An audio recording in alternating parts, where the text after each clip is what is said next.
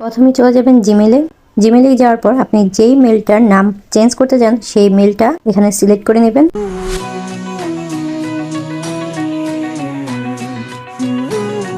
তারপর সিলেক্ট করা মেলটার লোগোতে ক্লিক করে দিবেন। ক্লিক করার পরে এখানে আরেকটা ইন্টারফেস শো করবে। এখানে ম্যানেজ ইউর গুগল অ্যাকাউন্টে ক্লিক করে দিবেন। ক্লিক করলে কিছুক্ষণ লোডিং নেওয়ার পরে এখানে আপনাকে আরেকটা পেজে নিয়ে আসবে। এই পেজটাতে আসার পরে দেখবেন আপনার জিমেলের ঠিক নিচের দিকে home, personal info, data and privacy, security নামে কয়েকটা অপশন আছে। এখানে আপনি পার্সোনাল ইনফোতে ক্লিক করবেন। তারপরে চলে যাবেন একেবারে নিচের দিকে। দেখুন এখানে নেম, বার্থডে, জেন্ডার দেওয়া আছে। আপনি নেমে ক্লিক করবেন। নেমে ক্লিক করলেই কিছুক্ষণ লোডিং হওয়ার পরে বর্তমানে আপনার যে নাম আছে সেটা এখানে শো করবে।